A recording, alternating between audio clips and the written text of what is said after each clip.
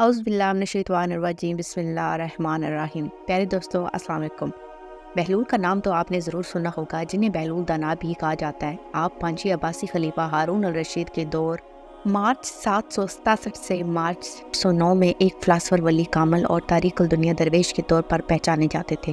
ان کا کوئی گھر یا ٹھکانہ نہیں تھا، شہر میں ننگے پاؤں پھرتے اور جس جگہ تھک جاتے وہیں ڈیرا ڈال لیتے تھے۔ بعض لوگوں نے انہیں مجذوب بھی لکھا ہے کیونکہ وہ عشق الہی میں گم اور ارد گرد کے ماحول سے بے خبر ہوتے تھے۔ بہت کم لوگوں کی طرف التفات کرتے، لیکن جب کبھی عوام الناس کی طرف منہ کرتے تو حکمت و دانائی کی بہت ہی عجیب و غریب باتیں کرتے۔ کوفہ میں پیدا ہونے والے بہلول کا اصل نام وہب بن عمرو اور تعلق عرب قبیلے بنو امان سے تھا۔ ان کے والد چھٹے امام جعفر صادق کے شاگرد تھے، لیکن کچھ وقت ساتویں امام موسیٰ کاظم کی صحبت میں بھی گزارا۔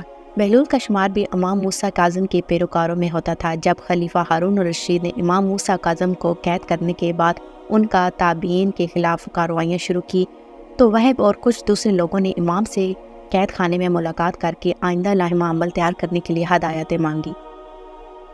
امام عالی مقام نے جواب میں صرف ایک لفظ جیم لکھ کر اپنے عقیدت مندوں کو حوالے کر دیا۔ ہر شخص نے جیم کو اپنے انداز میں لیا۔ کچھ نے اسے جلاد الوطن سمجھا اور بعض نے اس کے معنی جبل یعنی پہاڑوں میں روپوش لیا، لیکن وہب نے اسے جنون یعنی مجنونیت میں تبدیل کر دیا۔ انہوں نے اپنے شاہانہ زندگی ترک کی اور پھٹے پرانے کپڑے پہن کر گلیوں میں نکل آئے۔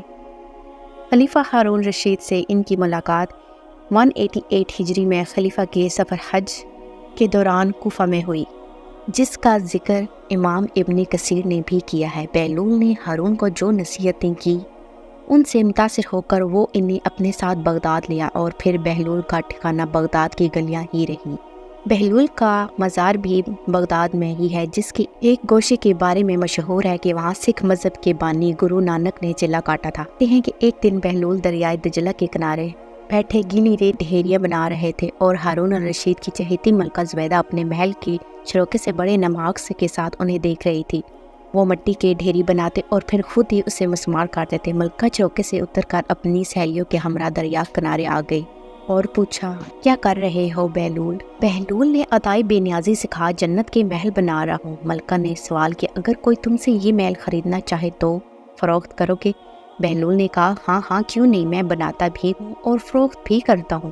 ملکہ نے پوچھا، بتاؤ ایک محل کی کیا قیمت لوگے؟ بہلول نے بے ساختہ کہا، 3 درہم۔ بعض لوگوں نے 1 درہم بھی لکھا ہے۔ ملکہ کے حکم پر بہلول کو 3 درہم اسی وقت ادا کر دیے گئے۔ یہ واقعہ ملکہ نے اپنے شوہر خلیفہ ہارون الرشید کو بتایا، جسے خلیفہ نے مذاق میں ٹال دیا، لیکن رات کو ہارون نے خواب میں جنت کے مناظر دیکھے، جن میں آبشاروں اور مرغزاروں کے علاوہ خوبصورت محلات بھی شامل تھے۔ سرخ یاقوت کے ایک محل پر اس نے زبیدہ کا نام بھی لکھا دیکھا۔ ہارون نے سوچا کہ دیکھوں تو صحیح، کیونکہ یہ میری بیوی کا گھر ہے۔ وہ محل میں داخل ہونے کی جیسے ہی دروازے پر پہنچے، دربان نے اسے روک لیا۔ ہارون الرشید کہنے لگا، اس پر تو میری بیوی کا نام لکھا ہے، اس لیے مجھے اندر جانا ہے۔ دربان نے کہا، نہیں، یہاں کا دستور الگ ہے، جس کا نام ہوتا ہے صرف اسی کو اندر جانے کی اجازت ہے، لہذا آپ کو داخل ہونے کی اجازت نہیں ہے۔ جب دربان نے ہارون کو پیچھے ہٹایا تو اس کی آنکھ کھل گئی، لیکن بیدار ہونے پر خیال آیا کہ اللہ تعالیٰ نے زبیدہ کے حق میں بہلول کی دعا قبول کر لی ہے۔ چنانچہ وہ ساری رات اسی افسوس میں کروٹیں بدلتا رہا۔ اگلی شام وہ بہلول کو تلاش کرتا دریائے کنارے پہنچ گیا۔ بہلول جگہ بیٹھے اسی طرح مکان بنا رہا تھا۔ ہارون نے پوچھا، کیا کر رہے ہیں؟ بہلول نے کہا، جنت کے محل بنا رہا ہوں۔ ہارون نے پوچھا، بیچو گے؟ تو بہلول نے کہا، ہاں ہاں کیوں نہیں، میں بناتا بھی ہوں اور فروخت بھی کرتا ہوں۔ ہارون نے سوال کیا کہ بتاؤ ایک محل کی کیا قیمت لوگے؟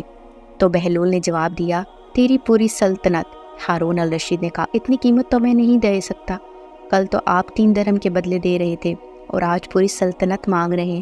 بہلول دانا نے کہا، خلیفہ کل بن دیکھے معاملہ تھا اور آج تم محل دیکھ کر آئے ہو۔ خلیفہ یہ بات سن کر مایوس ہو گئے۔ گھٹنوں کے بل بہلول دانا کے سامنے بیٹھ گیا اور کہنے لگا، حضرت آپ مجھ سے میری ساری سلطنت لے لیجئے، لیکن مجھے ایک محل دے دیں۔ جب بہلول دانا نے خلیفہ کی عاجزی دیکھی تو کہا، میں تمہاری اس سلطنت کا کیا کروں گا؟ اس دنیا کی محبت تو بہت سے گناہوں کی جڑ ہے۔ جاؤ اپنی سلطنت اپنے پاس رکھو، میں اس محل کو بھی تمہارے لیے 3 درہم میں فروخت کرتا ہوں۔ معروف بزرگ سیدنا سری سکتی فرماتے ہیں، ایک بار مجھے قبرستان جانا ہوا۔ وہاں میں نے بہلول دانا کو دیکھا کہ ایک قبر کے قریب بیٹھے ہوئے مٹی میں لوٹ پوٹ ہو رہے ہیں۔ میں نے پوچھا آپ یہاں کیوں بیٹھے ہیں؟ جواب ملا میں ایسی قوم کے پاس ہوں جو مجھے اذیت نہیں دیتی اور اگر میں غائب ہو جاؤں تو میری غیبت بھی نہیں کرتی۔ ایک دن بہلول بازار میں بیٹھے تھے کہ کسی شخص نے پوچھا بہلول کیا کر رہے ہو؟ تو بہلول نے کہا کہ بندوں کی اللہ سے صلح کرا رہا ہوں۔ اس شخص نے کہا کہ پھر کیا بنا؟ بہلول نے کہا کہ اللہ تو مان رہا ہے لیکن بندے نہیں مان رہے۔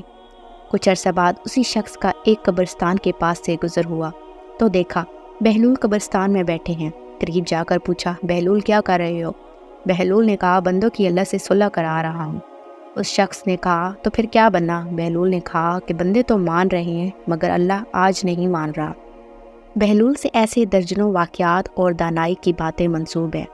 کچھ لوگ اسے کتابی باتیں کہتے ہیں اور بعض اسے روحانیت کے معراج مانتے ہیں، لیکن یہ طے ہے کہ جو بہلول دانا کہہ گئے وہ پتھر پر لکیر ہو گیا۔ جزاک اللہ۔ اگر آپ چینل پر نیو ہیں تو چینل کو سبسکرائب کر دیں اور ایک کمنٹ کر دیں۔